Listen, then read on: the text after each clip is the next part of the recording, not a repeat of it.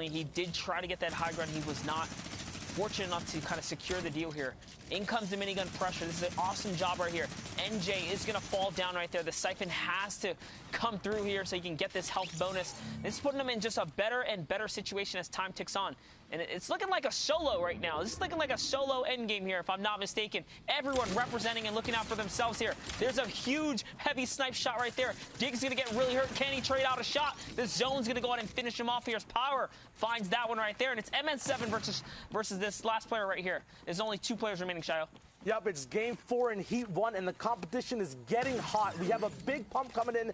ASMR Spy goes down. The Power ASMR rivalry finally ends in the end game. It's now a 1v1 to see who gets those final 4 points, 3 of placement, 1 for the Elam. Nice, big, easy, fast peaks coming down from NM7. Full Lana available. He does have that pump or shotgun delay since he has 2 tacks in. Will it make a difference? Almost not even out of mats at all. A nice 180 tack shot from height. Takes down DSQ and D for those big points in. Power is still on top. They can't be stopped right now. Huge game from them. That was wonderfully done for NM7. And with that, we're going to head over to the floor with Sundown to give us a nice little recap. Thank you so much, gentlemen. And we see the Middle East has been heating up in the action that occurred this morning.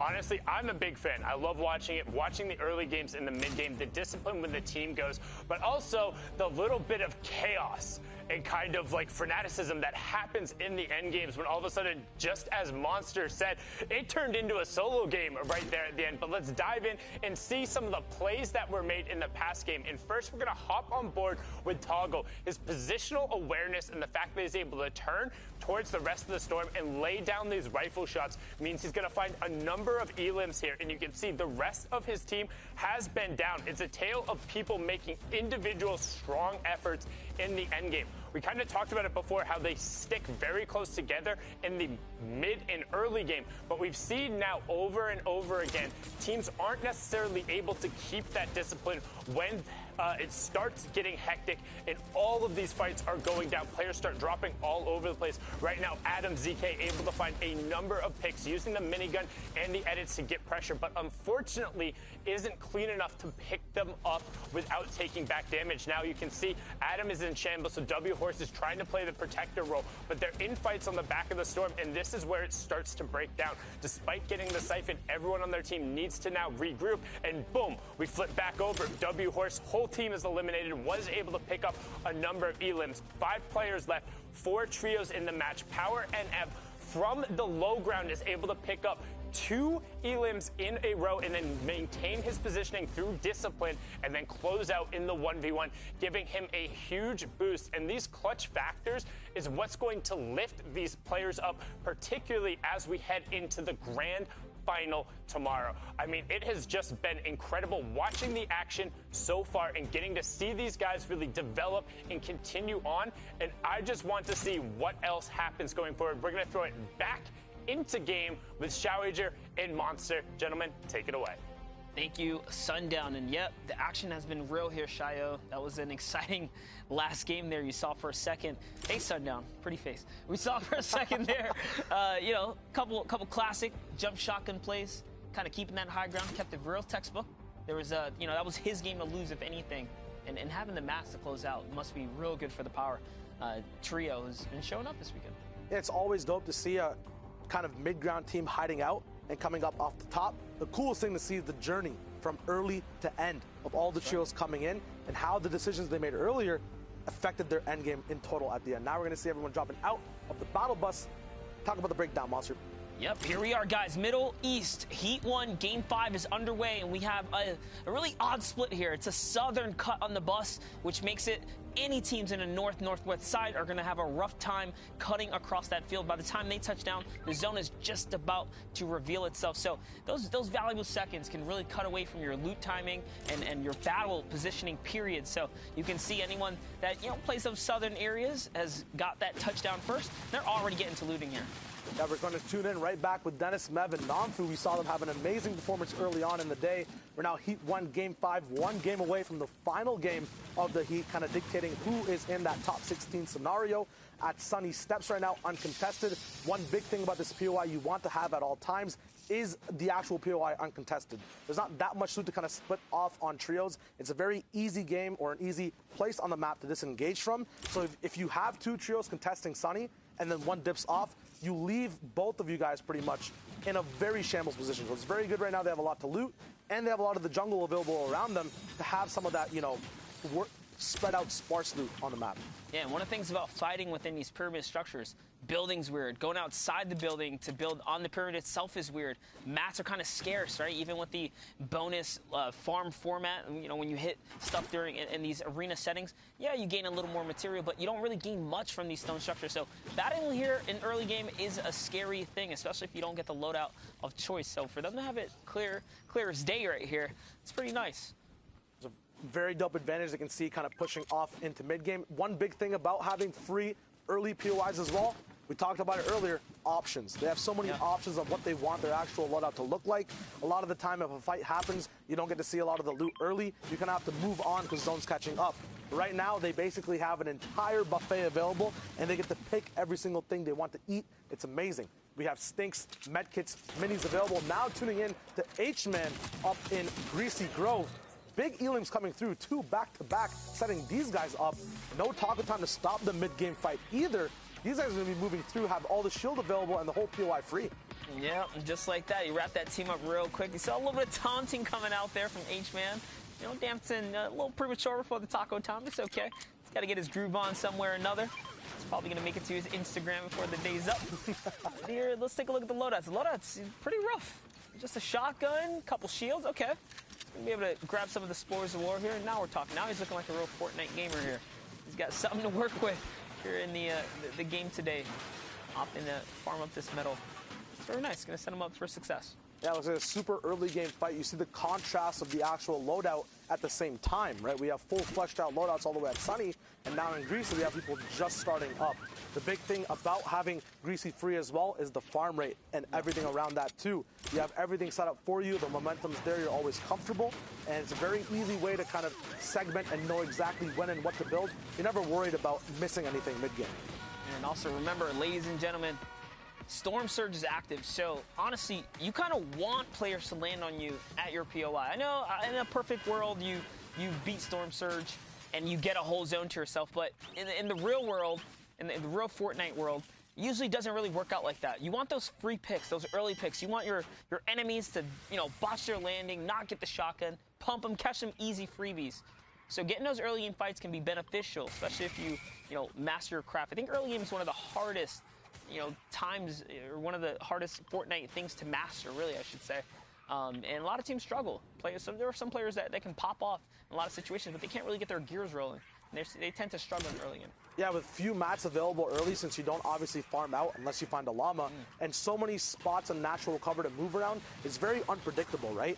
And the comp player's worst nightmare is kind of being in a fight in an unpredictable scenario. You have to kind of react to what's on your screen. If you have more than one person focusing you down, that's even worse for you, right? You're always back against the wall. You want to have everything available for you. You want to have some room.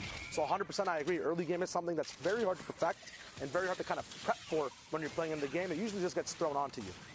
And these guys are using all this retail row kind of extra loot to really capitalize and find the perfect loadout. So Yonk's going to get a big upgrade right there. Going from a great tactical shotgun up to a legendary shotgun. Legendary tactical, we've seen multiple players, even that, rare European game one we got to catch. And I'll call it rare because you guys know the issues that kind of unfolded today. We saw players, pro players, taking the gold tack over the blue pump, even when it needed most. Players needed it the most, right? You needed that one pump.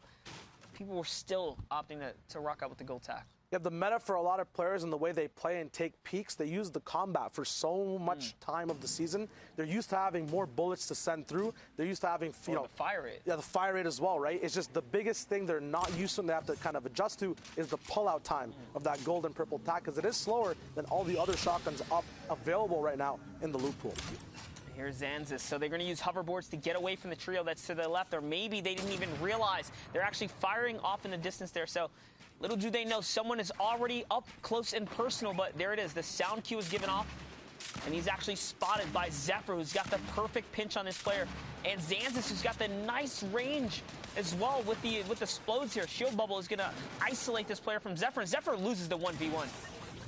Shield Bubble absolutely isolates. The big thing about this side of the map, too, is how spread out and isolated you are from the get-go. So much of a split is going on just for looting purposes that when a fight starts, you have to act quick to get back to your team.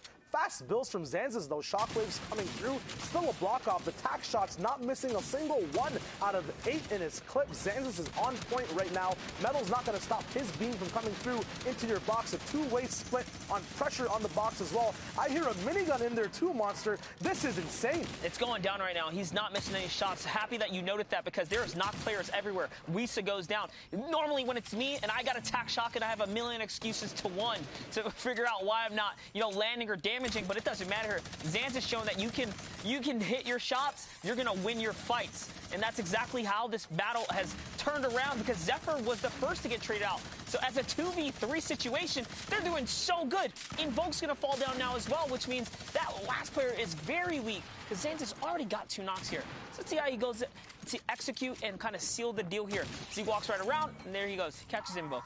Absolutely no hesitation at all to use any type of utility. Not a certain pattern we usually see. People are more safe and scarce with what they want to use in a fight, especially this early. Mid-game, I understand, throw your 6 stinks. But this Sans has just used, I think, upwards of his entire rocket clip with what the GL came with as well. And the minigun ammo, no care for it at all. I think we just dropped down from like 600 to 200. Hey, Still reaping the benefits. You know what they say?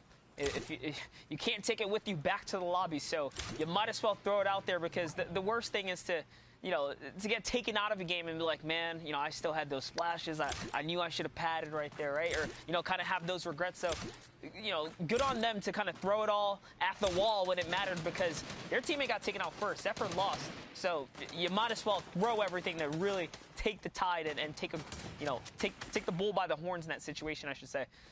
But taking a look at the other side of the map, we have Eska, Toggle, Seagull on the run here from a team behind them. They put some pressure on squads kind of floating around, launch padding above. And when the zone gets pulled down from this angle, on the entire map, this bone spot, the whole Sakura flower field, is a very interesting place where a lot of trios actually converge. A lot of the POIs on that side of the map usually don't waste too much time actually getting bricked from, but if you have that mentality because you just want to go and farm the teeth, every other trio has that mentality as well. There's so much brick available, as you can see, on the lake, on the actual rock behind you guys, the whole skull. But the big issue is if every trio is thinking that way, this is what ends up happening. A huge fight that blows out, stinks being thrown, a lot of utility being used, including defensive utility like campfires and bubble shields, will have a lot of engagements that you probably don't want to take just because you're on the same page as some other trios in the early game. And those are some amazing stinks right there to really put the pressure on these players down here. But there's someone in Tilted Town who's actually firing back. There's another squad on the mountain just to the side of that as well. So suddenly what looked like a free push and a free takeout on this squad here in the river, it's now turned into a really odd situation because they're surrounded by multiple players. RSG Spirit tries to skate away there on the hoverboard. He's going to get picked off immediately by this trio right now. And they say, you know what? We caught a freebie over here. Let's go back. Let's get that loot and forget these guys on the river. They'll live to see another day for now. Yeah, big cost to their resources, though. A lot of, I think, would ultimately just expend it to push that fight. Easily farmable up once again, but we did see so many trios rotating through here. Will there actually be much left at the moment, or will they have to get it on the fly moving forward as well? These guys seem to not stop. It just toggles on 24/7. Fights are on all the time. Not sure why there's just it's a 2-box kind of defensive base right now, but the less boxes you have, the more opportunity for a big pop-off moment. Spirit getting released all the way to that knockdown state. It's a box wall-to-wall fight right now. It's going to be that 50-50 engagement. Big Elim coming out of Toggle. You gotta show some respect for Toggle's shots right there, flicking at the light and the slightest pixel that moved in front of him. He did not miss a shot, hitting 3 flush pump shots right there, and a flawless edit as well on the player that was just picked up. So Spirit got knocked, he got saved, he got put right back down in the dirt, and then Toggle follows up with the other. Now hopping on over to Shifty Shafts. Looks like we have, As, you know, we saw Sid dig, we saw MSI dig, and Rampage have a great last game. They're just outside of the Shifty here, and there's another trio nearby. Amazing. We're going to be looking at Shifty now, one big place to actually get refarmable mats in. The biggest part about this, you talked about the whole skull earlier for Brick. A lot of teams do rotate the Shifty for that metal, as once again, on this kind of middle side of the map, especially coming out of Tilted Town, yes, you have an increased plethora of mats available from chests, but to knock off and top off all your metal, you do have to rotate and find a lot with other trios as well. So a dope pattern we're seeing in this mid game is a lot of Middle Eastern trios on the same page, moving forward, backwards, and all around the map, knowing the exact power, POI, and farm spots mid game as well, as we see a care package coming down from the top. That's right, and ladies and gentlemen, we are here. It's Shio Wager, Monster D-Face. We're looking at the Middle East region. We're taking a look at these heats, these games that are unfolding here. A region that we have not covered much of. This is actually, if anything, their debut to the Fortnite main stage here. So to see these players performing under pressure right now, we're looking at our future stars. Future names that, will show up for the next World Cup for all we know, right? Yeah, the scene can only develop more and more and more. They can only review more and play more, which means they'll only get better, and we'll see even greater and bigger things. One big thing I've been seeing these guys utilize mid-game and very early on as well, I want to ask you a question, Monster. What do you think about the uses of shield bubbles mid and end game? When should they be used? How do you manage just having two in an inventory? Yeah, from what I've seen, the shield bubble is obviously one of the most, effective tools to canceling out fire coming in on you when you become the focus point of a server. But more importantly, the perfect way to isolate a team when you decide, hey, we want to pounce on this target as well, so that no one can kind of interrupt or interfere with your battle as well. So the shield bubble is just such a flexible item, and there is no perfect time to use it, because we've seen it used to also just like clog up lanes for fire, right? Or the way these guys have come up with these innovative methods to stick it to yourself when you're on a bush or in a vehicle per se. So the shield bubble has been a great addition to Fortnite. It makes me miss, honestly, the flint knock, because the flint knock is another great addition, right? Yeah, it's a versatile item that you can use offensively and defensively at a click of a button, right? The instant actual effect comes there. At the moment now, still more disrespect and momentum. Rampage is causing a scene in every single fight he's a part of. It's great that these guys have such a good spirit when they're playing the game. They're always on point. It seems like they're just having a lot of fun playing these matches, even though we can't hear the comps. Yeah, I mean, Rampage is really cranking right here. He got that quick knock, came right back up to high ground, and they're just suddenly resetting for the battle here. But someone's going to get dropped. It's Dig who fell behind, and now this trio is on their back foot here, as someone is looking to dive on them. We're not quite sure who it is that's pressuring them right now, but the fire is coming in from all types of ways. Out comes the poison. Okay, so it's VND and their crew up top on the high ground, really just putting pressure in. Storm keeping them out here. They do manage to get that revive off, and that's one of the perks of trio, right? Trio competitions. One player can save, one can play defense, and we see this executed time and time again. It's not like that in any other game mode, only in trios.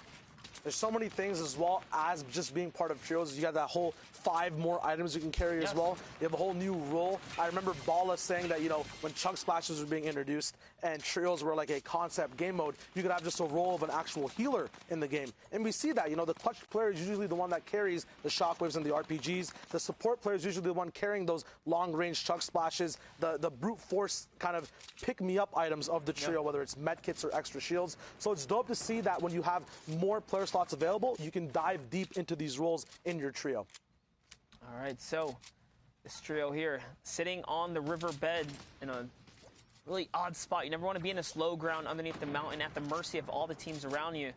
They do have a launch pad, though, and they have a long rotation to make here, so looks like they say, you know what? If we go in the air, we're probably going to get hit out the sky. Let's try our best, right? Go on foot. Try our luck here. They attempted a freebie rotation, and Dig gets punished with a big sniper shot, but it's okay. He's going to be able to heal up and bounce back, and it was worth it, I guess. They got close enough. They made it to the zone. They didn't really expend all their materials, right? The best of the best teams know how to rotate for free, if you want to call it that, and take the risk to get to where they need to be without wasting material. Yep, one thing, the kind of relationship towards mid-game and end-game rotations in terms of the resources you have, I think, are materials versus shields. Yeah. So if you have more shields, you can take the risk to take and get shots to your HP pool to save those mats, drink those shields up, and then just go for Siphon endgame, because it's a lot easier to get it there than to do a big mid-game fight.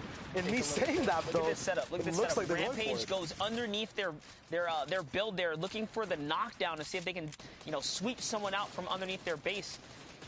They just are not slowing down the momentum from one place to another. They're bringing the battle to anyone nearby. They're hungry to capitalize on the resources and materials here. That was a heavy snipe right there. You have two players holding down the turbo build, trying to see if they can, keep control of the wall there. Dig makes the reload on the heavy snipe, so any bust, he can make any wall bust that he wants right now. There it is. He opens up another, takes that one right there, makes a quick edit.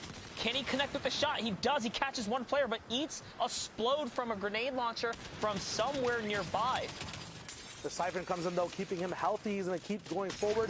One decision he made there is not to put that stair in, but to get the damage off first, which proved good for him. At the same time, he did take a shotgun shot back, as well as an explosive, since he didn't own the stair, and it did get edited the moment that explode came in. Now we're switching back over to defense. They did get a few mats off that Siphon, his teammates at least. Now he has enough time to actually take over this whole base. They fill up their loaded slots as well with more things, such as shockwaves and a minigun potentially if they want to take it through as well. And they'll top off on the shields they used when they actually rotated in, using them instead of the mats. We talked about that earlier as well. Yeah, now looking to retreat back to the metal carcass that they left behind. Remember, metal takes multiple shots of explodes to kind of break open. They actually find a trio nearby. It's going to be a huge pump shot from 104 now, and they're using the side pinch here. And no, another team comes through. He's going to hit the big pump. He's not missing, but it's just not enough to close the deal here. Rampage is left by himself, but I'm sure the comms are, giving out. They're weak. They're definitely weak. Let's see if Rampage can pull it together here. He has 13 minis in the loadout here, and he is going to find... Yeah, there it is. He's got to switch up the loadout here just a bit. Can he get his heals off, though? Can he get the medium bullets? No, he actually only has 5 mediums in the legendary, or in the epic AR here. Yeah, one thing I was going to notice, even if he does survive, what can he actually do? He kind of just has to stay in boxes, zone to zone, shockwave, and hope to get into someone's box or wreck another trio's game to get back in and online. Because right now, I'm counting him completely out of the running against all these big other trios. You see Namfu right above him and VND below him as well. That was a worst-case scenario, too. When you hear that team chug splash going off, when you're like, ooh, that was ours. They caught our boy. They're using our resource. They're all healthy now. You know they're healthy. So that's not a battle he can take. So the VND boys managed to topple the team right there, the Rampage crew, and now make a big rotation here, and they get away with it. They get away with a beautiful launch pad, leading them right into this Storm Wave 6, where we'll get our first moving zone. So we have a nice little stink grenade right there. It's going to put some pressure up, but this trio is so split now. Now, one thing, the big note as well, is that these guys are on point with using the proper mats at the proper times. At the moment, they're boxed up before a moving zone. This is where you want no interruptions on your game plan. You don't want your base to get shaken. You don't want any disturbances possible. So you're using those hard mats to make sure you're not focused. Because no one's going to pop in 3 AR mags of a SCAR to break open exactly where your box is, right? So this is very smart for them to just kind of have a little bit of premeditated planning. Then using wood later on, they're almost topped up on every mat as well, which is very, very smart from these VND boys. As you said, we talked about it earlier, I love having rainbow loadouts. And right now they have every color on the spectrum available: shockwaves, miniguns, the silent SCAR, and a bunch of heals to get split over. The very cool thing Hater did right there is dropping that big pot over to his teammate. You never know what happens on rotation. One person might go down. It's good to have loot sparsely kind of allocated between everyone, so everyone has that clutch moment chance. Double minigun is going to start cooking here as they have a player on the run. It's going to be Weil who gets taken out of his the streams right there. Unfortunately, in comes a shockwave, and Hadar finds himself in the zone right now. At the cost, of course, of a lot of HP, but there it is. That Elim is converted. Dreamwild falls down, and now Hadar's just got to eat some zone. He's trying to crank his way up this mountain. Such a weird spot to be in. There's a player right underneath him. I wonder if he's going to turn around and try and catch this free pick right here. No, he's just more worried about defense. There it is. Little offensive play right there. Can he connect? No, he's going to get taken out. Gets dropped real quick. Now hopping over to Xanzis, Zephyr, and others. You can see just from a nice aerial view of the rotation these players have to make, the struggle that they have going up and over the mountain, and now through what might be the best terrain right here. It's kind of flat. This is where you want to be. This is where you want to be if you're on the front side of that zone. But anyone at the back on the blue line, once people get based up and realize once Fahad is done drinking these shields, they're going to look straight back for all those elims to come pouring and funneling through. So yes, it's amazing to have flat land if you are in that advantageous position. FHD does pop the launch pad right there, and out they go floating. Kind of an early launch pad as well, just to go and battle for the high ground. So this is that zone wave 6 we talk about, going for the high ground nice and early here. He's cooking that minigun right now, trying to see what he can do. Little does you know, there is another team up high. There it is. This player has been spotted, melts him right out the sky. Wild Gamer here goes straight down, and the high ground is the power trios. Once again here, the minigun's just a perfect situation. They're just chopping players down.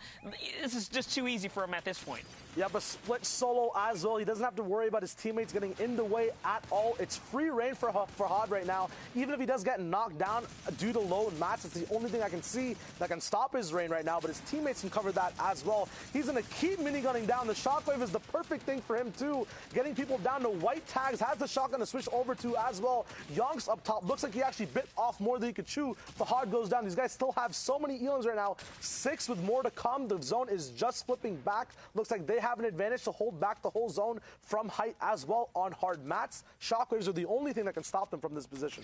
And the reason it really works out for them, minigun, high ground, in this situation specifically, is because it went right over low terrain.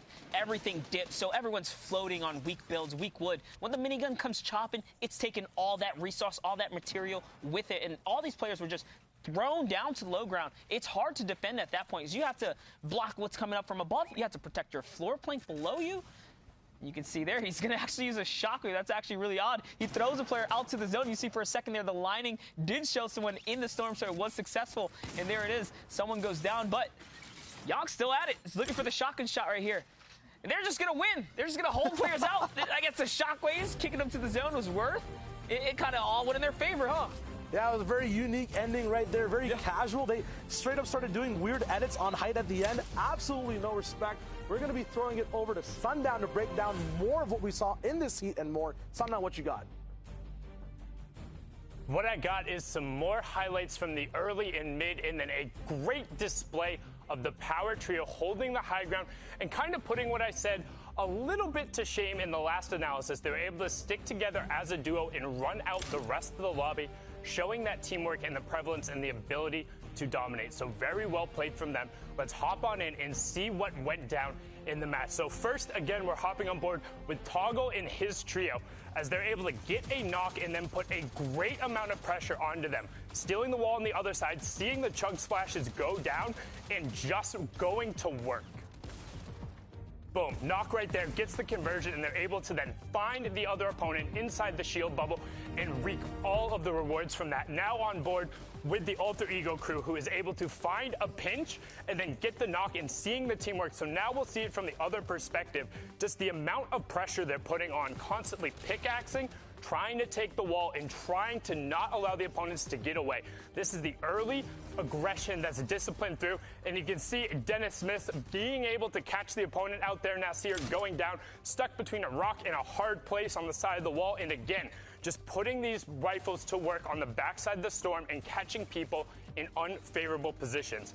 Now you can see Mev picking up Lin there and able to avoid the trap. And this is a great rotation coming out from Moon as he's able to land right on the side of the bubble shield, box himself up, and catch a quick edit. You barely even saw him take that shot out, but now he's able to track down and get the loot from that to put his team in a great position. But now on board with the power trio as they just run out the high ground. And I mean, just watch here.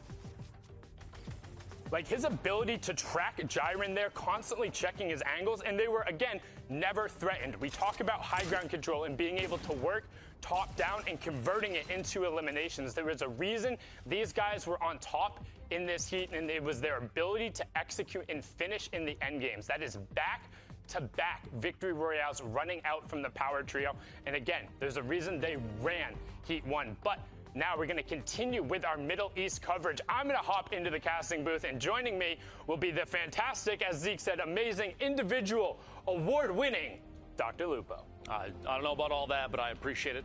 Thank you, Sundown. We have one game left from Heat 1 in the Middle East, and man, it is coming down to the wire. A lot of really crazy plays, and you were taking a look at everything that we've seen thus far from that last match. The pace at which these players are playing, I think, we've said it before. A number of us have mentioned it. Now that the Middle East has a more localized server to connect to, the level of play is really showing that even they can keep up. So going into potentially the next World Cup, if that's something that's in the future for them, it's going to be interesting to see yet another player base added to the pool of players that play for that. So. I know, I enjoyed a lot seeing players coming out from India, Saudi Arabia, from Southeast Asia. They're all over the place, but the games are ready, so let's hop onto the battle bus and drop on in to continue our coverage of the Middle East. And again, apologies in terms of those who wanted to watch the European action. We're intending on watching that. Heat 1 did get moved to tomorrow during the same time as Heat 4, but I will also say I've really enjoyed getting an extended look. It's not a lot of times. I know during the World Cup coverage we did go back and watch some of the Asia and Oceania replays, but we don't often get to do a deep dive into some of these other regions. So I'm really enjoying it as someone who tends to go back and watch a lot of the server replays just on my own. Getting to explain this and kind of show off these gameplay, it's really enjoyable to me. Believe me, I understand people want to see their favorites and things like that, and we will get to all those players, time permitting. You have to realize, though, this being Middle East's first opportunity to play in a competitive event like this, it is big for everybody involved. And if you see in the top left right away, Klops and Fiesel full elimed off the bat. And that was the thing I talked about. They did end up making it through to the grand final tomorrow, but they struggled a little bit, to be honest. Everyone, again, I was the only one who picked against them. But I will say, it's still not tomorrow yet. They're there, which is all that ends up mattering. But they didn't seem anywhere near as dominant as they were before. And you can tell right off the bat, them getting contested, game in and game out, that's the second time we've seen them be the first trio eliminated from a match. One at a time here at Kid Falcon, Spammy and Mad Clown picking up a set of eliminations on this trio. One after another, they fall, and we're at 3 points already. 16 total for this team. And that's really just tends to be a case of when you lose the quick gun races at the start. Sometimes it's just unfortunate it doesn't go your way. Like you think, oh yeah, like I got attacked, that's great. But if 3 other people have rifles and you're out in the open, like no way you've gotten more than, what, 30, 60 mats tops? Yeah. Like they'll burn through that real quick. So it's just situationally getting the right gear at the start and then finding ways to either avoid or take the fight. But the GE boys cleaning that one up there. Good pickup here, too. They own the remainder of Shifty Shafts. Meanwhile, up on top of the floating island, Aga, Yagami is hanging out, farming through everything that they can up here. Not easy to jump off just yet, although it is a slightly... It's a tough spot, I'm just going to say, because they're up above the block, so you have a chance to take shots down and contest one of the most competitive drop spots typically, because the way that the block is designed, it's player-based, so it from time to time, when it changes, it's almost a toss-up whether or not it's going to be good or bad. And right now, a number of teams across, I think, every region are planning on dropping block. I've seen things on Twitter even going so far as DMs to say, hey, you dropping block, and admitting very clearly that it's going to be a contested drop for some of the more competitive players. So up here on top of the floating island, they have a chance to look down from above and take some shots. I don't think it's going to happen, though, because you don't want to give away your position. Even early game, if you ask to get shot at, by doing so, it's going to cause a problem. They do have a mech here, low light, bouncing around. Yaga might jump in with and continue this rotation. The third player still up on top of the block. Yagami's still up there. They have the tornado into the block. They have an opportunity to rotate off of that. It's basically a free launch pad. Nope, pressure time it is. Engaging and pushing forward. Rockets out from the mech. The Brute, 2 trios inside here at the block. It would not surprise me if all 6 of these players, given the chance, just turn and beam this thing into the ground. Yeah, I mean, generally what you see in the trios format in particular, and even in solos, if there's a mech in play, everyone's like, no, you don't get that advantage. It needs to go right now. But right out away, you can see that's 2 different 50 shield tags going through, and they're getting aggro, even getting close enough to try and get some stomps, and the shotgun damages. Ours gets picked up by that, and that is just a brutal way to go down. And unfortunately, these teams are being engaged by it, and it seems to be, this is one of the times. So mechs in trios, like I know there's a lot of people who are against it. There weren't a ton of times where they were like very overwhelming. This is one of them. This is when you can get them in high ground in the late game and have them be protected. And I'm talking about at the highest level. I'm not saying that, like, yes, people can't run around and it gives you a massive advantage, because we've all been subject to this and it's not fun. With that being said, at the absolute highest level, normally you see the players able to find ways around it. But if you're already engaged in a fight and a brute ends up walking out, good luck. Like, you're not, what are you going to do? Stop fighting the people who are immediately against you? No, because they're not going to stop fighting. It's basically just, you're stuck with no good choices in that circumstance. Or some of the end game clips, I know Elocrats and Thomas did it in the late game, but they got two brutes up on the high ground where everyone else was just boxed up and had to worry about transition, and then they pulled zone. And it's just like, you don't play against that. Good luck. 4 eliminations. Lowlight, Gaga, Yagami now technically have both the island and the block. They pushed the remaining player. I believe just one made it away on rotation out to the southwest there. So they essentially picked up 2 solid POIs with 1 mech, just because, especially this block, you had all 6 players were based inside that structure in the middle. So a lot of the line of sight to take shots at this mech, it was already blocked, which gave them the chance to just push in, start stomping, dropping shotgun shots and the rockets out as often as they can. A big swing. These guys are already in a great spot. Yep, and now you get the rotational tool as well. They didn't even lose a ton of damage on the mechs, and it's kind of one of those things where you talk about the inherent weaknesses of it. While there are some, we're effectively covered in this engagement. There was absolutely no way the brute was not walking away from that successful, simply because the few opportunities that would have been there, the only way they could have possibly maybe have gotten out of it is if one of those people had decided or landed on a boogie bomb.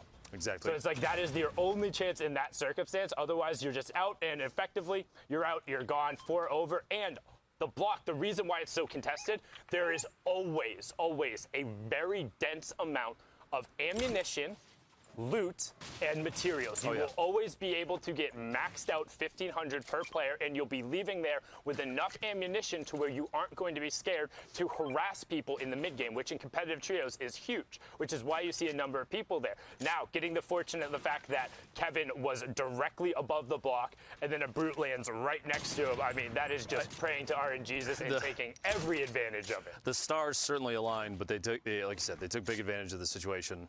Ended up coming out there with 4 eliminations and basically everything else that they could need up to that point. I think there was a heavy snipe, which we see here sit up the top of Viking Village, taking a shot there. Can't quite connect. 2 players, I believe Rampage is also with him up top there. The third, not even seeing on the minimap. Just there we go, right on the screen right there, far north. Rotating across, still taking shots. These guys aren't going to challenge. You have a chance to maybe land a big hit from up here. That's not a Dr. Lupo snipe. You hit those. Imagine a knock from this distance. They might not be able to capitalize on it, but you're going to slow that team down. Somebody's got to go back, try and pick up the revive. Meanwhile, this trio will rotate in and get ahead, just like this, try and get inside the safe zone, and they can stormhold at this point. Yeah, you have to be so absurdly careful when doing that off the edge of the mountains. You want to avoid trees there at absolutely all costs, because if you clip a tree and suddenly lose your fall immunity, I mean, that is some of the worst. So I'm going to go like all the way back, right? PAX West, the very first time we actually did an event, we were going through, we were doing the tech testing, and we had like all the observers. I was like, hey, I'm going to do really well in this test. We'll make sure like everyone is watching me, all that. So we get it all lined up so everything is going. I'm flying into Tilted right away. I see a number of people there, really excited. I clipped a tree right when I was going, lost my immunity, fell down. Very first person eliminated from the match. We had to actually scramble all of the tech and the tests we were doing to then look at somebody else. I had to explain to everyone why I was the first one that was out. So that was fun, but avoiding that, I know Ninja was a big fan of that tree as well a number of times. So I feel as though a number of players have shared that similar experience, Tim the Tatman especially. Meanwhile, pushing forward here, you have 2 players from a trio to the north already at that gas station. 1 is separated, which means if these 3 do run into them, I would not be surprised if aggression happens, especially a lead-off shot with that heavy snipe. A knock here on either one of those players. Abdullah all the way in the back. Nadia and Nasir still there, separated. And one thing about Siddig, M-Siddig, and Rampage, they were in the highlight video from Week 5. They qualified through the automatic qualification, and they actually dropped me a DM saying, hey, watch out for us. We feel like we've been playing very good. Like, give us a shout-out, because I promise we'll be there. Sitting on 61 points right now in the 6th game. They were in that top rank. Like, looks like we're going to be seeing them in the grand finals, and now hitting that snipe and being the aggressors here in the mid-game. But notice how there is a team coming up behind them, and they're only covering one direction right now. They're looking right now. You see the arrows in your mini-map down there. They're kind of jumping and rotating and checking to the left. They want to see if at some point there's a chance to find a shot. Eliminated the knockdown there. Pushing forward. It looks like a little bit of a weapon swap issue. Desk pop with that sniper rifle. Meanwhile, they are building up the explodes to try and drop any of the material that they can. Get inside the box, take the ramp, go for the swap, find the shotty shot, and can't quite connect. Sitting down to 92 HP, a little bit of a panic. The splashes right now might be the key, especially if you have a teammate nearby. Pick that up, get the siphon off of it. 90 eliminated. It is now an outnumbered situation here. Secure the walls and make sure you own every piece of the structure. Yeah, right here. Stack up, splash it. Gonna happen? Maybe, maybe not. Waiting for it. Okay, no, okay, like, no, use the full instead first. There we go. Make sure you get every little bit of it. They want to maximize their efficiency. They did have the other player knocked and they haven't quite converted on it, so they should know that player is looking for the revive. They're trying to find him right now and building up for the height advantage, but they're kind of opt to knock it down. I think you should probably just try and chase and find it. The shockwave a second ago, I believe, was from the opponent trying to take that ultimate high ground. M-Citic still going for the knockdown on the structure here. We'll see. Yep, Abdullah all the way up top right now. Trying to rotate away, it looks like. I think the conversion just went over for that Elim as well. He got knocked and did take full damage and then will get the convert over right after the other one. So that's another 3 Elims going up to them, pushing them to 64 points, but 24 trios still remaining. The wall right at their back. You've got players flying across in front, the launch pad. This is kind of an interesting rotation. You have that trio basically separated from each other at this point. A player landing all the way on the north side next to that hill. You see him ducking around the outside now, making their way to the east to try and get inside the safe zone. And they do so. All inside now. Oh, yeah, they're on driftboards. Okay, I was trying to figure out, like, how they came flying through right there, but able to get a couple shots. I mean, that can be very scary, rounding in front of a trio who is ready to take shots at you on a driftboard, but as long as you're able to clear enough space, people will generally trade shield tags for having a driftboard on the rotation, because more often than not in trios, somebody is carrying excess shields, just with kind of how the loophole is right now, which is I'm a huge fan of, and the fact that trios really enables you to effectively always have at least 2 slots. I think the competitive player base as a whole is very appreciative of the number of shield restoring mechanics in the game right now. 123 builds in the inventory, 24 trios still remain. We have a minute 15 until we make our way to the 4th circle. It's like a far northeast push from where we currently are, the safe zone in the bottom right corner of your screen there. Making moves. The marks basically communicating what may or may not be the best call. They're going to build up for just a second. They've had pretty decently far storm rotations from them too, right? Like the zone hasn't been doing them a ton of favors, but meanwhile, though, you remember that, I wonder how that mech team ended up doing, because everything ended up pulling towards north, so they should have just been set to be running wild, but haven't seen a ton from them. Their best bet, their best bet at this point may be to take, if they still have the mech, find a hill, build up around it, and protect it for late game. And that might be exactly what we're looking at right there. Yeah, in fact, minimap that's the same color as the team earlier that was on the island and dropped down into the block. So they are still up there. I'm assuming still with, actually, there's no mech on the minimap, so it may be gone now. Moving forward here. 18 seconds until this circle starts to push. Team up on the hill, they're going to have to move soon. I'm assuming a launch pad, there's something up there. Otherwise, they're waiting maybe a little too long to make movements at this point. Well, you can, as long as you're not on, like, the far side of that zone, you can outrun it, but that's just always terrifying. Like, even this, to me, is a scary rotation, because you look at the number of old builds that are there. Luckily, on the bottom of the map, you know, since you're marking the edge of the zone, there's only really, like, well, they don't know this, but we know that there's only one team who's realistic in between there. But passing all of these old builds is terrifying. You can see the driftboard team on the purple coming in, as well as that other team who is on the high ground seems to be making a launch pad rotation since they are so high up and flying at a consistent speed. But as that circle is encroaching, expect Citic, M-Citic, and Rampage to run into a little bit. Oh, here they are, boxed up in the mech. They do still have the mech. Yep. They do still have the mech inside the zone now. No reason to leave that just yet. Basically going to wait for an opportunity to drop some rockets. That's exactly what they're doing. The shield bubble enough to save that team over there, but it doesn't last forever. We'll have to see if they opt to take more shots in a second. Meanwhile, very aggressive push in the top left here, making their way inside, owning the box, and Monksy goes down. Elimination there, putting them at 4 total, 65 points right now. You have to remember, top 15 placement, So when placement points start to come into place, we still have a handful, 8 more teams, 8 more trios need to go down before that even becomes a thing.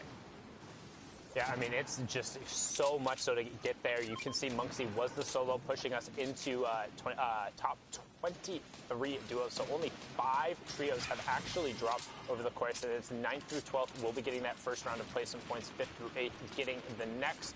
3rd and 4th will receive one, and then 2nd gets a bump. So honestly, to me, 2nd place, it feels like a little bit better in the trios format when you get there, but at the same time, it makes that final fight just that much more important. Always being a 4-point swing. Like, yeah, you get the bonus because you were in 2nd place, but you know it could have always been that much more. And right now, these guys have priority on the near side of the zone, but there's a number of teams who pulled slightly better and some great dinks right there. You can see the headshot go through, but not a full shield break, only getting the 62 and then an immediate cover from the teammate.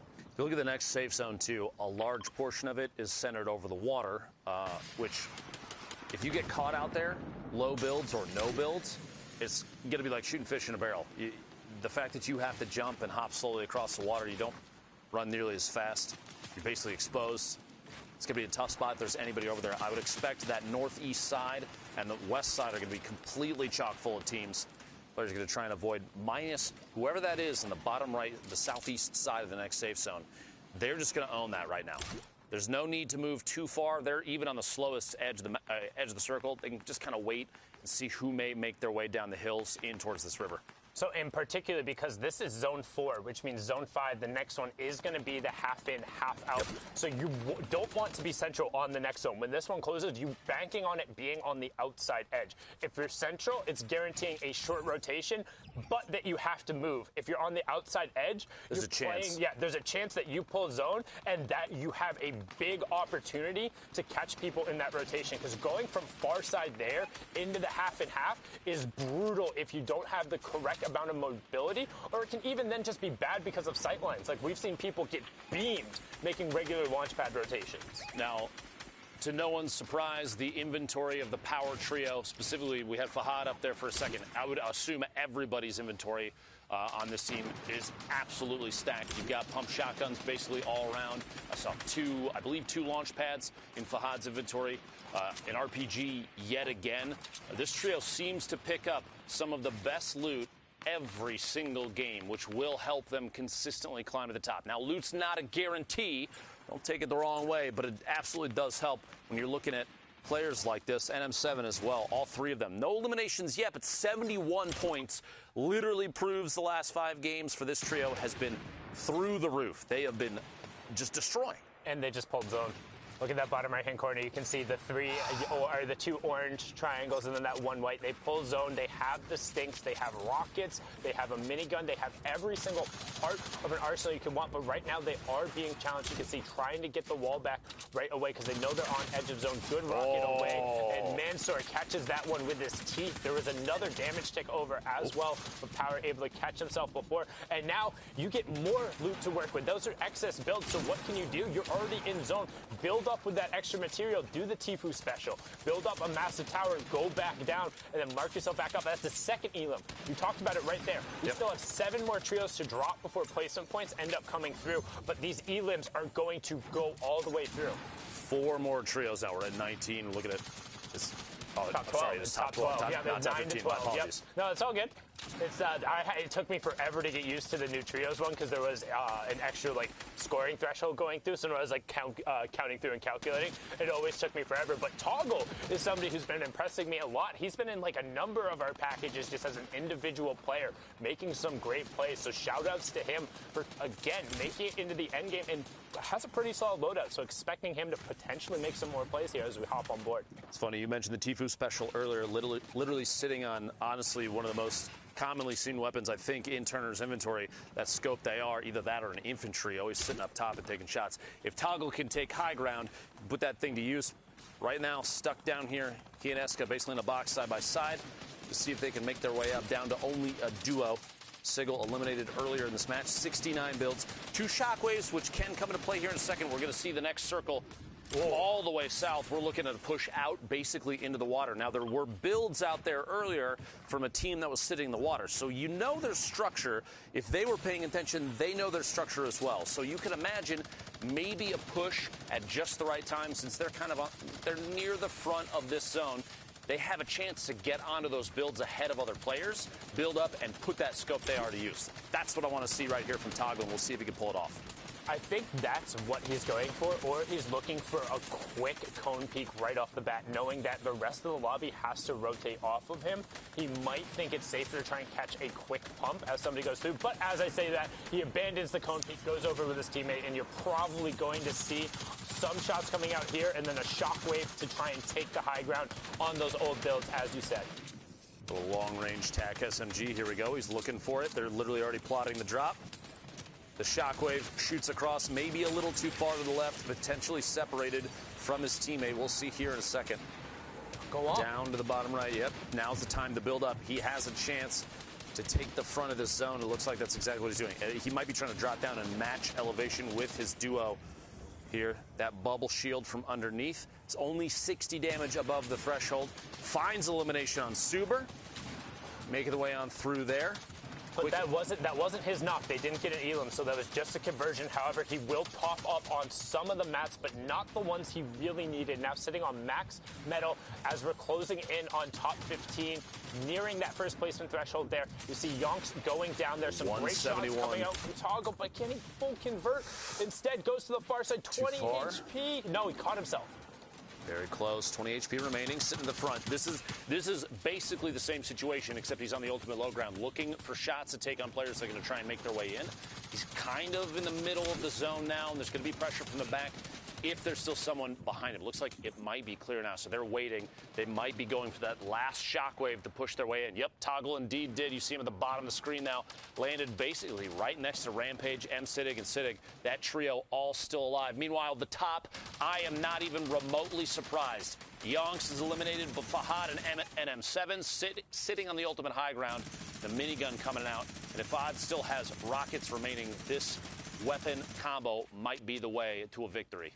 They have so many shields still, so many campfires, 6 RPG shots. There's no way. They're splitting mats still, too, to make sure they have the ability to tarp out. This is some great teamwork, and this is what we talked about before. Kind of this is where the game starts to break down a little bit in terms of the Middle East. You don't have the rest of the trios. You can't just stack up. You're forced to rotate. But this duo up on the high ground, this is all the amount of control that you need. Look at the shots going down, converting into elims. When we hopped on board with them earlier, they had 0. Now they're pushing up into 6 and 7 as they just have free high ground. Nobody is even looking at them. In the middle of that, NM7 did pick up 2 eliminations. It's 4 right there. 2 and 1, a total of 7 for this trio thus far, putting him at 87 points in the final game of the Middle East Heat 1. And we're into top 4, so that's the third to last placement threshold. It's all about top 2 in the VR from here, and there's no way the power trio is going to give it up as Siddig ends up getting dropped there as well. Just love the name Power Trio. Shots still raining down. 5 RPGs remaining in NM7's inventory. The trap, 2 full shields, a slurp, the pump, and a gold AR. 3 trios remaining, down to 2. The last set of placement points before the Victory Royale. An RPG to lead, trying to find a shotgun shot through the hole, and the last second flick on Toggle guarantees that Victory Royale. That's 9 elims and the VR. 24 points coming through there. That's back to back to back that we've seen. I think they won 4 games in total there through the whole stretch. So, whew, wow, Power Trio. Sometimes you're just better. Speaking of better, we have the man with some of the best looks in the house, Zeke, standing by in the studio. What do you got, Zeke? I'm so caught off guard. I thought that was going to go a completely different way. I don't know what to say, so we're going to go over to Shy now. Take it away. We got a package right here breaking down a lot of what just happened in that game, both on top, on high ground, as well as low ground in a few of the shambles positions. A very cool theme, actually. We're going to break it down, see exactly how things are going. Let's check it out. Right now, we're going to take the lesson that everyone kind of knows, but break it down a little bit more as well. When you're by the zone, by yourself, split off from the rest of the map, there's still a chance to actually pick up points and do well. Right now, we see an insane amount of survivability, a insane amount of points actually coming out, even if they're not placement. A nice kind of full send, actually, to go for points, not worry about placement, stay in the storm. The big lesson for playing inside the storm is sticking with your teammates as much as possible. W Horse does that very, very well. He then does split off, does go down. Unfortunately, that does happen, but he still got a lot of points he wouldn't have got beforehand. Now, another perspective as well, on zone line, not actually in it, staying ahead of it with power weapons. You can't look back. That means the minigun's going to be used for quick, fast elims early, and then still full sending, no building. Don't worry about the loot, just keep trying to shoot as much as possible. We'll see a Reese's trio, the last surviving member of it, staying on low ground next to zone line once again. Shambles position. Can't finish out other trios, but chooses for that risky play of gaining positioning first and then going for uninsightful and kind of, random position knocks on people ahead of them. They kind of expect him to go back for loot, but he stays ahead of the circle, uses nice ingenuitous type of peeks from the water down low, and then still tries to commit, does not even care for the loot, still keeps going for those elims, knowing the win condition of this entire game is getting those points. We're gonna now flip over to the power trio, the powerhouse of the entire Middle Eastern region so far, Power NM7. He's gonna be leading the pack with the RPG, gets that quick elim off the top. Amazing game from them. Amazing side games as well from people at the back. It was amazing to see. Man, this trio is very quickly making their way into my heart for being a favorite. We'll take a look. Now remember, these are the results from this morning coming out of heat number 1. So FHD, and I think I was corrected, it's Fahad, I believe. We will double check, but Fahad/FHD, Yonks, and NM7 are leading the pack by a pretty significant margin. Don't forget, everyone here has qualified going on through. But, I mean, we look, where is the trio that, let's see, okay. I like this trio. Do we figured out what this is? Is it Siddig? I'm pretty sure it's Siddig, yeah. I like it, okay. This is my second trio. Now, don't forget, Klops, Fiesel, they're still somewhere to be found. We'll catch up with them in their heats. But what do you think so far, man? I mean, I'm very impressed coming out of the Middle East. I mean, this is relatively a new region in the competitive format, and it's really cool to just kind of see how they play, like what their style of Fortnite is heading into these kind of qualifiers. Well, the biggest thing I've seen is a utilization of different types of metagames and tactics. You have the Power Boys who play and use everything for the actual end game, which is really nice, right? You see shockwaves coming down all the way at the end. You see a lot of their utility used at the end. But then you have Rampage doing exactly what his name says. Rampaging forward mid-game, shockwaves, stinks, explosions, everything in his inventory. He's sometimes down to just a tactical shotgun. I don't know if he's dropping his ARs, but it's all used mid-game. That's where they get the majority of their points. So it's really cool to see different things go on the leaderboards in different placements, top to bottom. That's right. I mean, don't forget, guys, there is 7 regions playing here in Grand Finals. I know we all want to watch MMB, of course we do, but don't forget there's other regions that also have been working incredibly hard to make it here and want to be crowned season champions. But Fortnite fam, with that, we're going to hop back into games. This is heat number 2, game number 4, and we're back with Dr. Lupo and Sundown.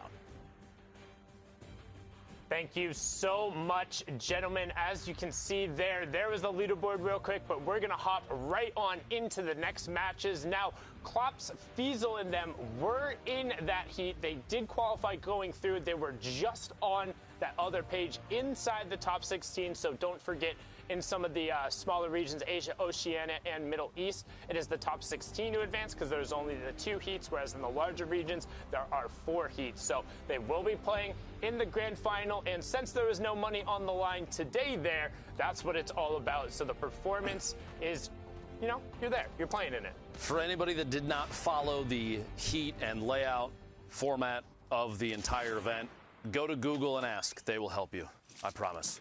Meanwhile, we are in Game 4 of Heat 2. The Middle East region still, you see in the top right corner of your screen, just a quick little reminder there, the very beginning of this game. We mentioned Tilted Town earlier. This is one of my favorite personal drop locations right now. Really?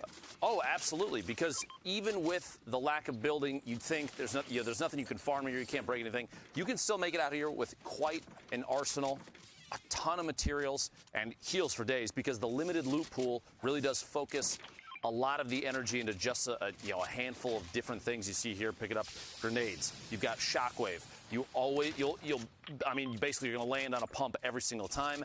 And AR is almost guaranteed as well. There's a handful of other, little pieces to mix it up. A sniper maybe in the hands of one of your players, that kind of thing. So for me personally, I love seeing a Tilted Town drop because these players are going to come out with a guaranteed loot pool that a lot of competitive players are going to favor no matter what. Plus, infantry rifles are huge late game. You're going to see a lot of people getting picks from the top of